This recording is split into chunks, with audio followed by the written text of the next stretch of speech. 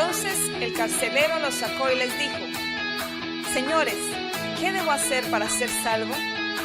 Ellos le dijeron: Cree en el Señor Jesucristo y serás salvo tú y toda tu casa. Y le hablaron la palabra del Señor a él y a todos los que estaban en su casa. Este es el pastor Alan Rodríguez de la iglesia Fuente de Vida en Ciudad Colón, San José, Costa Rica. Esperamos que seas bendecido por esta palabra.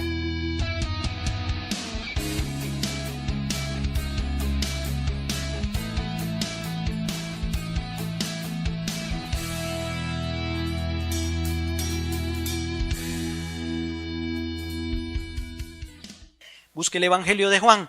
Vamos a estar viendo varios pasajes en el Evangelio de Juan, en otros evangelios y también en el libro de los Hechos. Esto es más un tema que una predicación expositiva, digámoslo así.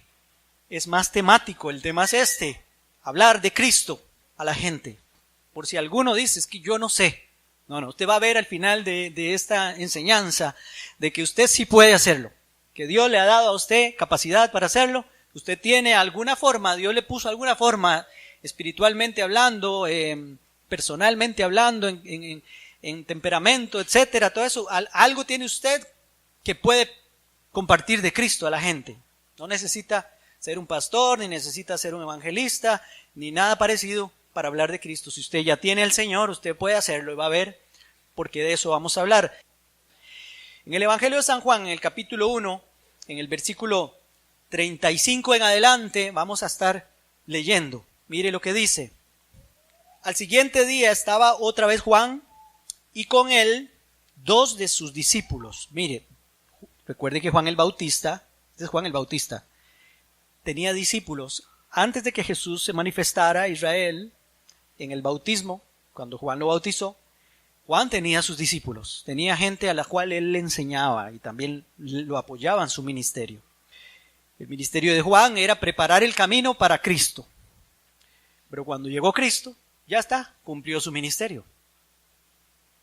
Ya vino aquel que él tenía que prepararle el camino. Versículo 36 dice: y mirando a Jesús que andaba por allí, dijo: este es el Cordero de Dios.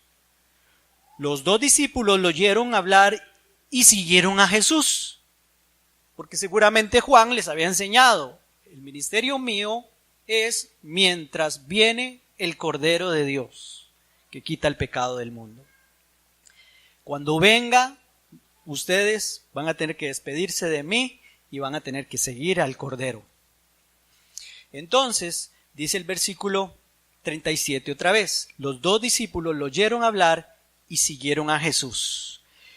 Volviéndose Jesús y viendo que lo seguían, les dijo, vea qué cosa.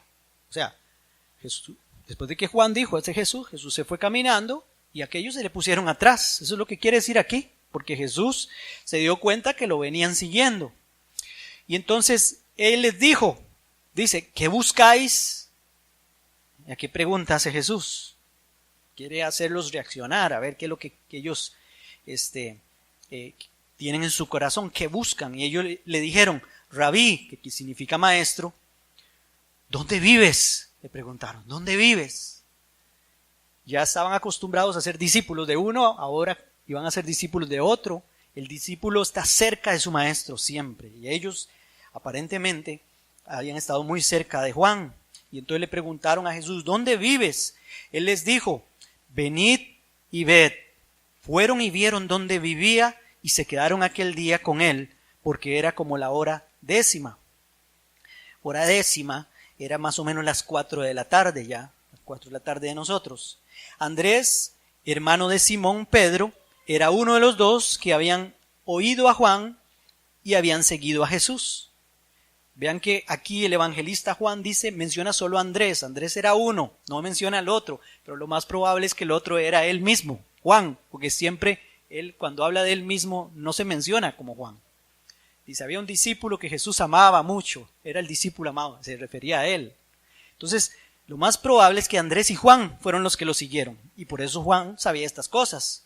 Y entonces dice, versículo 41, aquel encontró primero a su hermano Simón y le dijo, este es Andrés encontró a su hermano Simón. Simón es Pedro.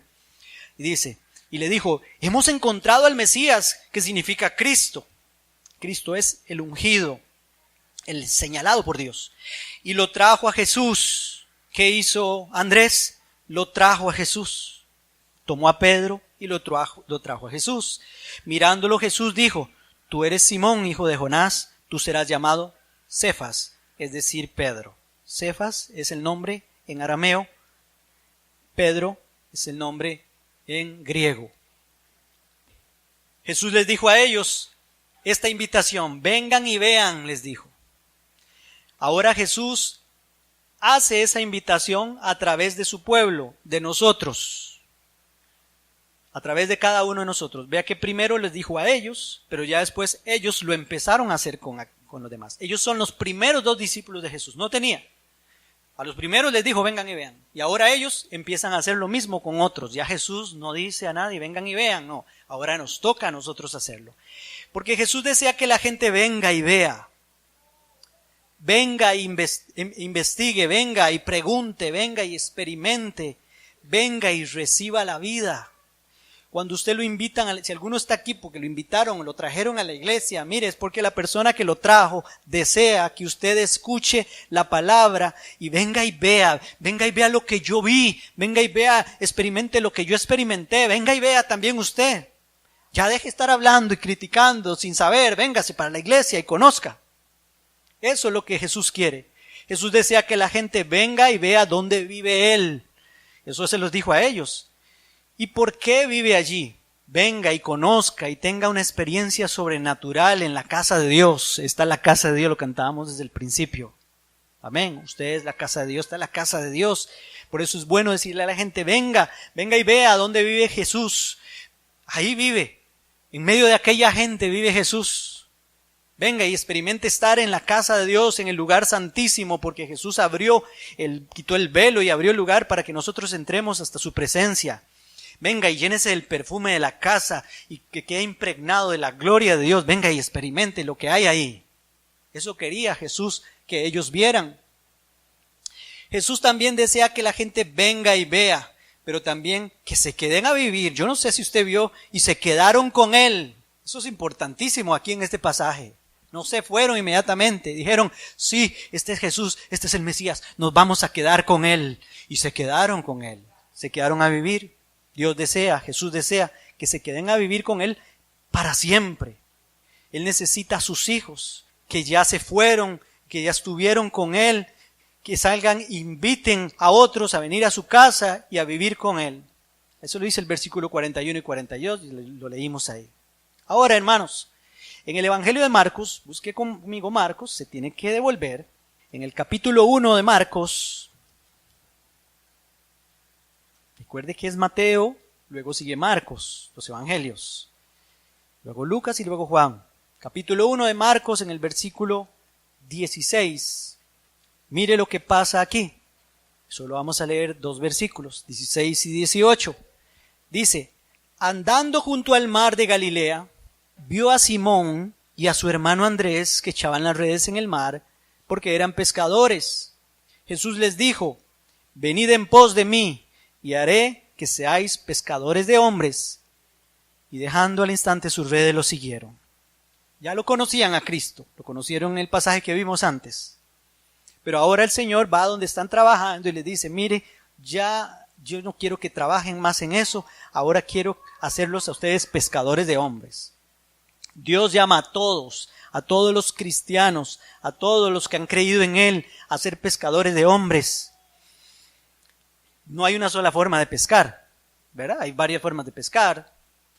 Se usa la caña para pescar, y la caña de pescar se usa de varias formas también. Yo que en mi vasta experiencia como pescador, puedo decir que se puede, lo que se llama trolear, se monta usted en la lancha, tira la cuerda ahí, la caña, ¿verdad? Extiende el sedal allá con un engañador, que es un pececillo lleno de anzuelos, ¿verdad? Un engañador, y entonces la lancha comienza a andar ahí en el mar, y entonces aquello el pececillo va ahí atrás, eso se llama trolear, porque va caminando el asunto. Aquí le decimos trolear a caminar, troleando. Pero también se pesca a fondo, eso se llama fondear, se para la lancha y entonces uno tira la cuerda. Pone una buena carnada, eso sí, poner ojalá camarón vivo o algo así, para que se mueva el bichillo, y entonces va a pegar algo, fondear, tirar al fondo. Hay varias formas, también se tira el trasmayo, también usted puede usar una red barbedera, como también aparece en la palabra. Muchas formas de pescar, algunos ya desesperados tiran dinamita. Eso pasa también. Destructores ecológicos, ¿verdad? Y matan todo. Bueno, pero hay varias formas de pescar. Y así como hay formas de pescar diferentes, así también hay formas de hablar de Cristo diferentes. Porque algunos dicen, no, solo hay una forma de hablar de Cristo y es esta. Y les vamos a hablar, vamos a hacer un seminario de evangelismo y entonces les vamos a enseñar cómo se evangeliza. Todos los que han evangelizado así de asá están equivocados, se evangeliza asá. No, eso es falso, hermanos. Se pesca de diferentes formas. El Señor nos da capacidades diferentes a cada uno y cada uno tiene su forma preferida y su manera de hacerlo. Y de eso es lo que vamos a hablar aquí. Hay 6 formas aquí que quiero informarles a ustedes y espero terminar con esas 6 formas diferentes de pescar hombres y pescar mujeres también. ¿Verdad? Cuando hablo de hombres, ¿verdad? Usted sabe que estamos generalizando. Hechos capítulo 2, busque Hechos capítulo 2 así rápidamente, porque le voy a poner un ejemplo, el primero aquí.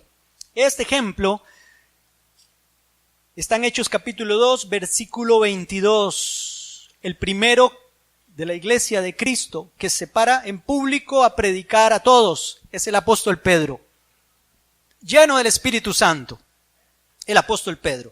Hechos capítulo 2, versículo 22. Vea las cosas que dice Pedro. A esta clase de evangelismo le vamos a llamar evangelismo de confrontación. Diga, confrontación. Está confrontando a la gente. Mira lo que dice Pedro. Israelitas, oíd estas palabras. 22 y 23. Oíd estas palabras, dice. Jesús Nazareno, varón aprobado por Dios entre vosotros con las maravillas, prodigios y señales que Dios hizo entre vosotros por medio de él, como vosotros mismos sabéis, a este entregado por el determinado consejo y anticipado conocimiento de Dios, prendisteis y matasteis por manos de inicuos, crucificándolo. Y una vez, ¡guau! ¿Ah? Como Juan el Bautista. Juan el Bautista era confrontativo. Generación de víboras, arrepiéntanse. ¿Quién les enseñó que no tienen que arrepentirse? Esa es una forma. Claro, para esa forma de predicar, como los Pedros, este Pedro, es para personas más osadas, ¿verdad? Por eso es que algunos no quieren evangelizar porque creen que hay que ser como Pedro, aquí en el libro de los Hechos, para hablar de Cristo. Pero no es así, hermanos. Esta es una forma nada más. Porque Pedro tiene su propia personalidad, sus características personales, su temperamento también. Pedro era sanguíneo, era impulsivo, y ustedes saben que Pedro hizo muchas cosas, ¿verdad? Los Pedros se tiran a caminar sobre el agua. Solo Pedro ha caminado sobre el agua. Y era tan impulsivo que cuando se dio cuenta estaba caminando sobre el agua, dijo, ¿qué estoy haciendo caminando sobre el agua? Uno no camina sobre el agua. Y se empezó a hundir. El Señor lo salvó y le dijo, te faltó la fe. ¿Por qué te asustaste? ¿Por qué tuviste miedo? Ese era Pedro. Pedro le dice a Jesús, tú eres el Cristo, el Hijo del Dios viviente. Y Jesús le dice, Pedro, no te lo reveló sangre ni carne, sino mi Padre que está en los cielos. Unos versículos después, dice Jesús, necesito ir a Jerusalén porque ahí voy a padecer, me van a rechazar y terminar crucificado. Y Pedro le dice, en ninguna manera eso te acontezca. Y Jesús le dice, Pedro, apártate de mí, Satanás, le dijo Satanás. Era muy impulsivo. Usted sabe que en Getsemaní, antes de que Jesús fuera a la cruz, la noche antes de ser crucificado, Pedro dijo algunas cosas, yo estoy dispuesto a ir a la muerte y a la cárcel, ¿verdad? Por ti. Unas horas después, le había cantado el gallo ya. Le había cantado el gallo. Mami, ¿dónde me cantó el gallo? Ya. Estábamos en una finca ahí, en un retiro, y viera cómo me cantaba el gallo. Pero eran diferentes gallos, entonces no pasaba nada. Ok, a Pedro le canta el gallo. Bueno, a esas personas como Pedro, que después de que Jesús resucitó, Pedro dice, está un poco desanimado y le dice a sus compañeros, vamos a pescar. ¿Cómo? Si ya Jesús lo había dicho que fuera pescador de hombres, vamos a pescar. Y entonces, después de que no pescaron nada, Jesús se aparece en la playa, los llama y dice, es el Señor, y se tira en carrera. Ese era Pedro, impulsivo Pedro. Pedro era aquel que se las tiraba de torero, cortando oreja, ¿verdad? Esa misma noche Getsemaní sacó una espada y ¡pum!, cortó la oreja de Malco. Tuvo que el Señor juntar la oreja y pegársela otra vez. Qué tremendo. Hasta eso Jesús arreglar las tortas de nosotros. Cuando cortamos orejas a alguien, Él tiene que venir a arreglar la situación. Bueno, ese es Pedro. Este es el hombre confrontativo. Yo no sé si ustedes conocen a alguien así, que fácilmente se para en un parque, se para en el bus y comienza a hablar. Cuando vean a alguien así, y usted no es así, no se sienta mal, no se sienta acusado o acusada. Ay, Señor, perdóname, porque yo no hago eso que está haciendo aquel. No, es su temperamento. Es confrontativo o confrontativa y no le da nada. Eso sí, en todos estos casos, hermanos, que les voy a poner aquí, hay una restricción para todos. Hay una restricción. La restricción para este es, sea sensible al Espíritu Santo. Eso sí, sea sensible al Espíritu Santo. Porque no todo el mundo acepta confrontación. Entonces puede ser que a alguien se pare de uñas, a alguien no le guste, o a alguien no le parezca, entonces vaya a decir algunas cosas que a usted no le parecen también, entonces no vaya a entrar en una discusión y cosas de esas. Seamos sensibles al Espíritu Santo también para poder hablar en una forma confrontativa, pero según el Espíritu Santo, no según lo que yo creo o a mí me parece. Cuídese con lo de generación de víboras y esas cosas, ¿verdad? Juan lo dijo, guiado por el Espíritu Santo. Pero también hay que estar listo para saber y estar preparado para que usted hablen mal de usted y también le digan alguna cosa que a usted no le parece o no le gusta. Cuando nos hemos reunido aquí para salir a evangelizar el parque, nos reunimos para orar un ratito antes y les digo siempre, acuérdense, puede ser que nos digan algo que no nos guste, puede ser de que nos confronten ahí, puede ser de que nos ofendan, tranquilos, llénense del Espíritu Santo, no vamos a ir a pelear con nadie, calladitos más bonitos, ¿verdad? Entonces eso tiene que saber esa persona que tiene esa forma de evangelizar como Pedro, confrontativa. Mire ahora ahí mismo en el libro de los Hechos, en el capítulo 17, vamos al capítulo 17, ya dejamos la primera forma. ¿Cómo es la primera forma? Confrontativa. ¿De qué depende? Del temperamento de la persona, de cada uno de nosotros. Ok, vamos a la segunda, Hechos capítulo 17. Este es el apóstol Pablo. Aunque Pablo también era confrontativo, pero también era de otra forma. Mira lo que dice capítulo 17, versículo del 1 al 4. Pasando por Anfípolis y Apolonia, llegaron a Tesalónica, donde había una sinagoga de los judíos. Pablo, como acostumbraba, fue a ellos y por 3 sábados discutió con ellos. ¿Qué hacía? Discutía con ellos en la sinagoga. ¿Con quiénes? Con los judíos y con los que se habían convertido al judaísmo, que se llaman prosélitos. Eran gentiles que se habían convertido al judaísmo. Declarando, discutía con ellos, pero de alguna forma especial, declarando y exponiendo por medio de las Escrituras que era necesario que el Cristo padeciera y resucitara de los muertos. Y decía, Jesús, a quien yo os anuncio, es el Cristo. Esta es la segunda forma de evangelizar. Por medio del conocimiento.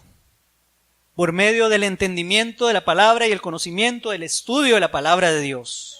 Algunos tienen esa forma y tienen esa facilidad.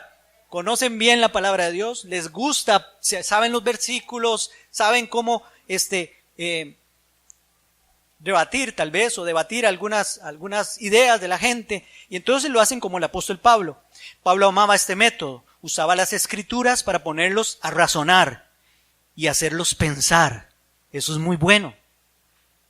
Tal vez usted no sea de ese tipo de personas que pueda sacar la palabra de Dios y se sienta seguro porque conoce bien la palabra de Dios, y entonces va a estar tan seguro que se puede confrontar a un testigo de Jehová que llega a su casa a tocarle la puerta, porque usted no solamente conoce a Cristo, sino conoce la Escritura y también conoce la doctrina de los testigos de Jehová para poder confrontar las herejías que enseñan ellos. Este Pablo tenía conocimiento, usaba su forma de ser para pescar hombres y mujeres, porque él era no sé si decir que era muy intelectual, no sé si sonará bien esa palabra o no, o eso ya es muy, muy humano, no sé. Reciba lo bueno y deseche lo malo usted. Se metía en los centros de erudición, aquí está metido a donde estaban los eruditos bíblicos del Antiguo Testamento, donde estaban los que conocían más de la palabra, ahí se metía, o sea, no fue a buscar unos ignorantes, buscó a los maestros de la ley, se metía en esos centros, convencía y los convencía con las escrituras, convencía a la gente con las escrituras.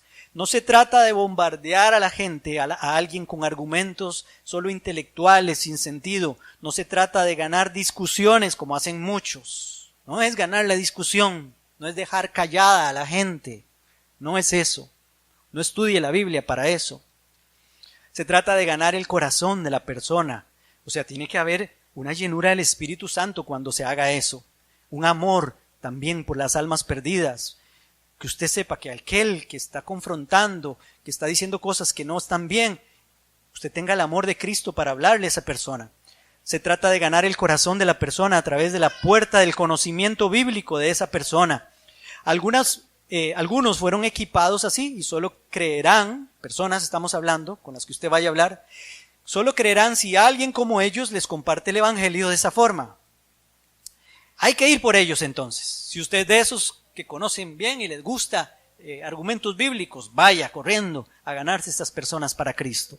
Pero cuando usted ve a alguien hablando así y todo, no se sienta tampoco mal y diga, es que ay, yo soy como Superman, no me entra ni bala, los versículos no se me pegan, tengo un cerebro de teflón, ¿verdad? Nada se me pega. Solo que hay una restricción, hermanos, para este tipo de personas. La restricción es esta: conéctate con el corazón, sé sensible. Esto se trata de corazón a corazón, no de cerebro a cerebro. Este asunto no es de cerebros, no es solo intelectual, por eso les decía eso ahora. Asegúrate de que la información que diste llegue al corazón, no solo al cerebro, no. O sea, que baje aquí, tiene que tocar el corazón. La semilla que se queda en el cerebro se la comen las aves, así dijo Jesús. Hay varios tipos de terreno. Los terrenos es el corazón de la gente. Jesús habló en la parábola del sembrador que los que tiran la semilla que cae junto al camino es tierra dura. Dice, ahí vienen las aves y se comen aquella semilla y se la llevan. Lo que cayó ahí se fue. Y dice, eso significa el diablo. Cuando la semilla cae en el corazón de algunos, el diablo viene y se la lleva. Es muy superficial. Quizás es solamente mental el asunto. Entonces no podemos hablar solo a la mente. No son argumentos mentales. Hay que tratar de llegar al corazón. Ese es el segundo. Vamos al tercero. La tercera forma. Busque el Evangelio de San Juan. Este está muy lindo. Me gusta mucho. San Juan en el capítulo 9. El Evangelio de San Juan en el capítulo 9. Ve, usted se está dando cuenta entonces.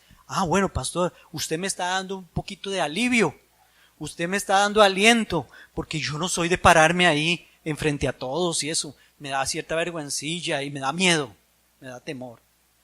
Pastor, qué dicha, porque es que yo no, viera que es que yo no logro acordarme los versículos y esas cosas, yo a veces mejor me quedo callado, me queda callada, ¿verdad? El número 3 en San Juan capítulo 9, versículo 24 al 32. Dice, voy a ponerlos al tanto de lo que pasa en este capítulo. Este capítulo se refiere, el capítulo entero, a la sanidad de un hombre ciego. Jesús sanó a un hombre ciego. Y resulta que ese hombre ciego fue sanado, parece que en el templo, y estaba toda la gente ahí, y los fariseos, etcétera, y se enojaron porque también era sábado, y como en sábado, según ellos no había derecho ni siquiera a sanar gente, ni a hacer el bien a la gente. Entonces se enojaron con el hombre y se enojaron con Jesús. Cuando vieron el alboroto de lo que había pasado, porque este hombre estaba glorificando a Dios por lo que había hecho el Señor ahí, y la gente empezó a ver aquellos fariseos se llenaron de celos. Y dice el versículo 24, llamaron nuevamente al hombre que había sido ciego y le dijeron, da gloria a Dios. Nosotros sabemos que ese hombre es pecador. Están hablando de Jesús. Entonces él respondió y dijo, si es pecador no lo sé. Una cosa sé, que habiendo yo sido ciego, ahora veo. Es lo único que sé. Yo no sé si aquel es un pecador. No sé. Yo solo sé que me sanó. Hace un ratito no veía nada. Estaba en tinieblas, a oscuras. Pero ahora este hombre vino y tocó mis ojos, me sanó. Ahora veo. Yo no sé si ustedes me vienen a decir cualquier cosa aquí. Vamos a seguir leyendo. Y entonces el versículo 26 le dice, le volvieron a decir, ¿qué te hizo? ¿Cómo te abrió los ojos? Él les respondió, ya os lo he dicho y no habéis escuchado. ¿Por qué lo queréis oír otra vez? ¿Queréis también vosotros haceros sus discípulos? Mire qué cosa, ya está agarrando aire, está agarrando vuelo. Entonces lo insultaron y dijeron, tú eres su discípulo, pero nosotros discípulos de Moisés somos. Nosotros sabemos que Dios ha hablado a Moisés, pero respecto a ese no sabemos de dónde ha salido, dicen. Respondió el hombre y les dijo, pues esto es lo maravilloso, que vosotros no sepáis de dónde ha salido y a mí me abrió los ojos. Y sabemos que Dios no oye a los pecadores, pero si alguno es temeroso de Dios y hace su voluntad, a ese oye. Tome ese versículo para usted. Oiga, nunca se ha oído decir que alguien abriera los ojos a otro que nació ciego. Parece que este hombre ni siquiera tenía los ojos abiertos, ni los párpados, ni nada. Aparentemente Jesús le hizo los ojos a este hombre. Y dice el versículo 33, si éste no viniera de Dios, nada podría hacer. Respondieron y le dijeron, tú naciste del todo en pecado y nos enseñas a nosotros. ¿Ve? Están diciendo que es que era ciego porque seguramente sus papás habían pecado o alguna cosa así. Usted puede leer el pasaje entero y se da cuenta. Y entonces dice, y lo expulsaron, lo excomulgaron. Eso es, lo excomulgaron a este. Y entonces mire lo que dice el 35. Oyó Jesús que lo habían expulsado y hallándole le dijo, ¿crees tú en el Hijo de Dios? Respondió él y dijo, ¿quién es, Señor, para que crea en él? Y le dijo Jesús, pues lo has visto, el que habla contigo ese es. Es que todavía no conocía, no lo había visto a Jesús. Jesús le puso barro y lo mandó ahí al estanque a lavarse los ojos. Y ahora sí lo está viendo. Y dice, creo, Señor, y lo adoró. Creo, Señor, y lo adoró. Este es otro tipo de evangelista. El evangelista que lo vamos a llamar testimonial, porque está contando su testimonio. Todos aquí creo que tenemos un testimonio que contar. La mayoría por lo menos tiene algo que contar de las cosas que Dios ha hecho en él. No los confrontó, no lo intelectualizó, pero les dio su testimonio. Y cuando lo expulsaron de la iglesia, Jesús fue a buscarlo para restaurarlo. Algunos de ustedes aquí tienen una historia, un testimonio. Algunos de ustedes solo pueden decir si es pecador o no, no lo sé. Solo que yo estaba ciego y ahora puedo ver. Y el que me abrió los ojos, ese se llama Jesús de Nazaret. ¿Cuántos pueden decir así? Amén. Qué bueno, ¿eh? Algo se puede decir. Jesús de Nazaret, Pablo también contaba su testimonio. No solamente Pablo era muy intelectual, no, ustedes lo ven en el libro de los Hechos, contando testimonio de lo que Dios había hecho con él, cuando se le había aparecido en el camino a Damasco, y entonces se convirtió ahí Pablo. Lo cuenta delante de algunos reyes, en el libro de los Hechos, usted lo puede leer. Pablo contaba ese testimonio, pero hay una restricción también para y póngale atención a esto, que su testimonio no parezca que usted está predicando, solo que usted está testificando. Porque si usted ya se pone como que buscar a ser predicador y esa cosa, puede ser que se enrede. Mejor cuente el testimonio nada más, que la gente vea que es natural, que usted no se lo aprendió de memoria. Algunos me dicen, pastor, yo quiero dar el testimonio, pero es que yo nunca he dado un testimonio, ¿cómo hago? Dígame qué forma, qué tengo que decir primero, qué tengo que decir. No. Vaya, pase adelante y cuente lo que usted siente, lo que Dios hizo por usted. Cuéntelo así, natural, cuéntele eso a sus compañeros de trabajo, cuéntele eso a sus vecinos. Pues yo no sé, yo era un pecador y ahora antes estaba ciego, ahora veo a Cristo, ahora lo conozco a Cristo. Así es, tan fácil. Yo no sé qué me pasó algo por dentro. Dicen que se llama nacer de nuevo. Abrí los ojos y ahora veo el reino de Dios. Jesús dijo, el que no nace de nuevo no puede ver el reino de Dios. Ahora lo veo, tengo los ojos abiertos. Ese es el tercero. Vamos al cuarto. Ya casi vamos terminando. En el Evangelio de San Marcos, busque San Marcos, capítulo 5, un pasaje súper conocido y muy lindo. El endemoniado gadareno. Marcos capítulo 5. Todos conocen la historia. Jesús llega ahí a un lugar que se llama Decápolis, la región de Gadara. Habían Decápolis porque había 10 ciudades en ese lugar, 10 pueblos. Y llega a la región de Gadara y había un endemoniado. Acuérdense, los que han oído la historia, tenía una legión de demonios adentro. Jesús reprendió a aquellos demonios, salieron, se metieron en los cerdos se despeñaron en un precipicio, ahí cayeron al mar. Y entonces dice la palabra que este hombre, en el versículo 18, cuando Jesús ya se iba a ir de aquella región para cruzar otra vez, era a la otra ribera del mar de Galilea. Jesús se iba a devolver otra vez para Galilea. Gadara ya era región gentil, ni siquiera era parte de Israel ya, donde estaba Jesús ahí. Entonces Jesús se va a devolver y dice el versículo 18, al entrar él en la barca, el que había estado endemoniado le rogaba que lo dejara quedarse con él. De sí, claro, ¿quién no? Yo hubiera querido quedarme con Cristo también. Me acababa de liberar de todos esos demonios.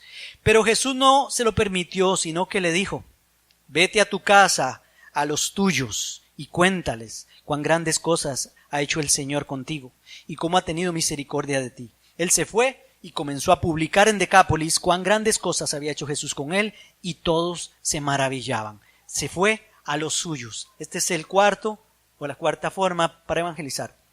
Testimonio de vida. Ya no es testimonio de lo que ha hecho en mí Jesús, sino que es dar testimonio de que cambié.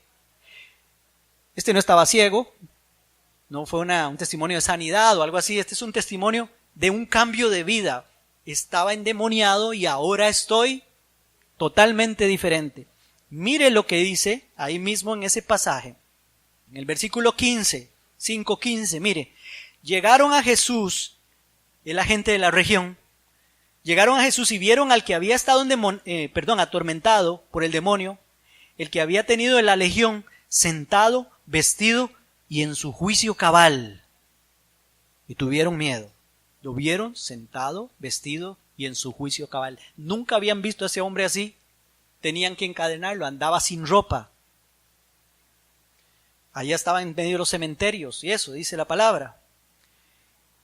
Este es especial porque Jesús lo está mandando a la familia, a los tuyos, vaya, a los que lo conocen.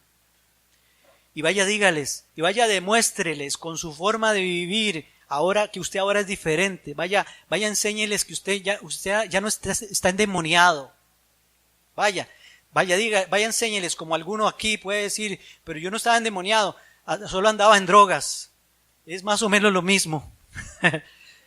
¿Verdad? Tal vez usted no se aparece un pastor ahí echándole fuera a los demonios, pero cuando yo creí en Cristo, yo creo que de mí salieron un montón de demonios. Y yo ni cuenta me di, pero salieron. Pues así pasó con este, y Jesús lo está mandando para que dé testimonio que cambió su vida. Nada más hable con el ejemplo, eso le está diciendo. Y así somos llamados. Pero si usted es cristiano y no da ejemplo de nada, de que Dios lo ha cambiado ni nada, ¿cómo quiere que la gente se convierta? Hay que dar testimonio. Yo creo que este es como el más fácil, ¿verdad? Es como el más fácil, dar testimonio de vida. Ahora, una restricción para este. Restricción. Debe estar siempre usted así, vestido, sentado y en su juicio cabal. Si usted quiere que crean en usted, hay que estar sentado, vestido y en juicio cabal. Lo que quiere decir es convertido, enseñando, modelando a Cristo. Que vean todos que se fueron los demonios. O sea, no hay que cerrar la puerta solo por el testimonio. Dijo Jesús, por sus frutos los conoceréis. Muchos llegan a Cristo por solo el testimonio de lo que Dios ha hecho en la vida de alguno. A veces, hermanos, sin palabras. Y lo podemos poner al revés. ¿Se acuerdan de Lot? ¿Se acuerdan de Lot?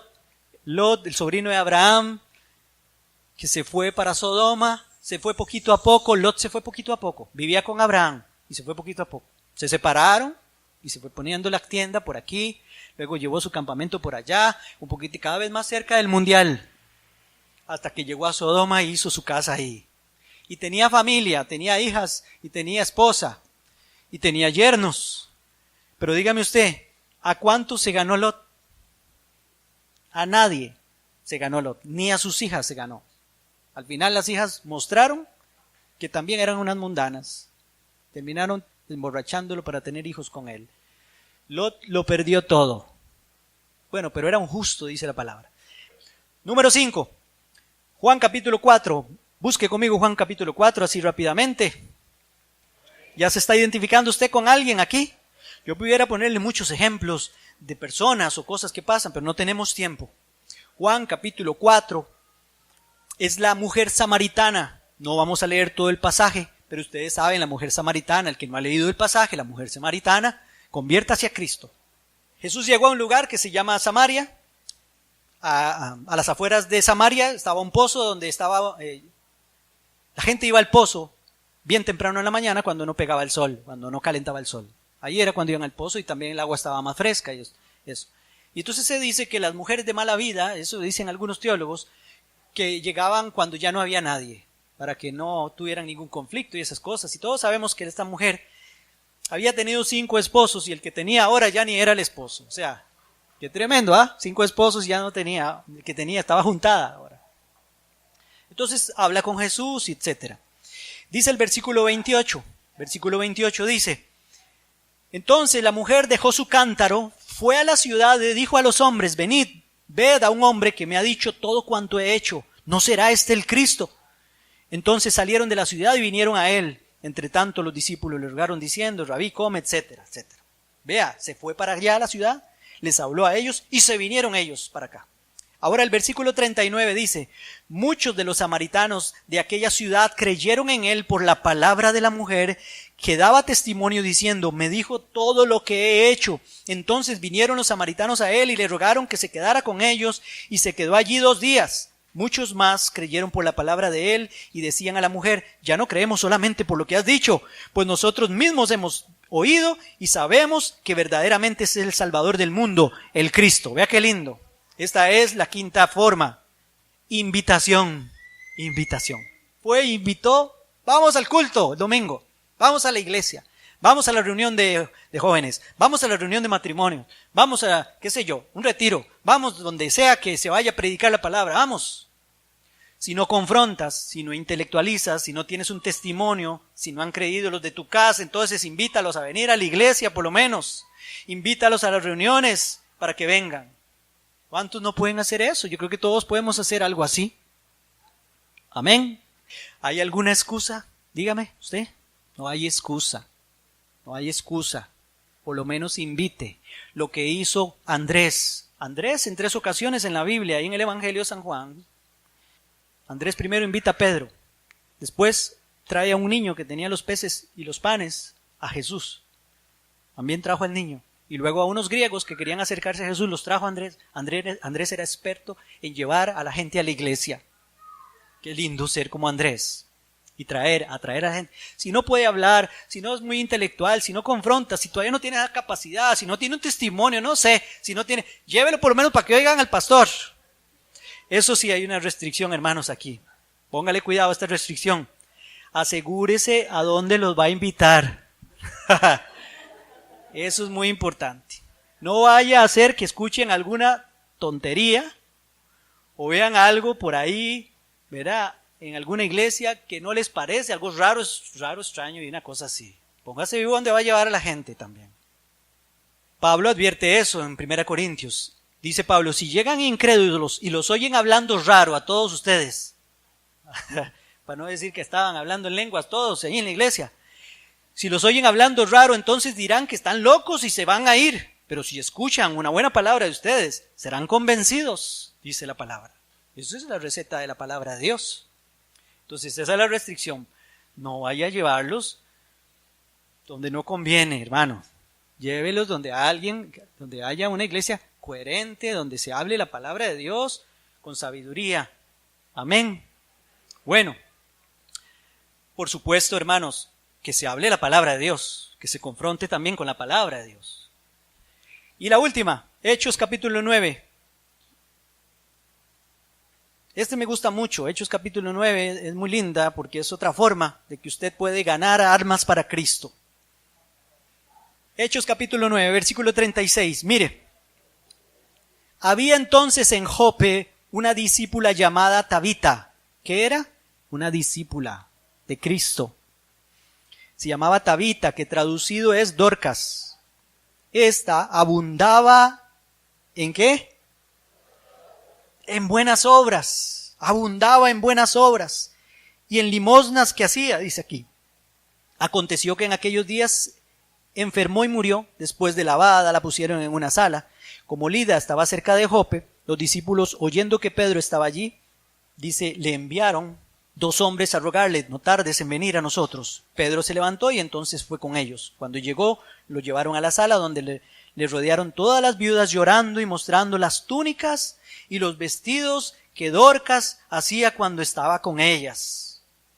Pero como hacía buenas obras, seguro se los regalaba o no, se los ve.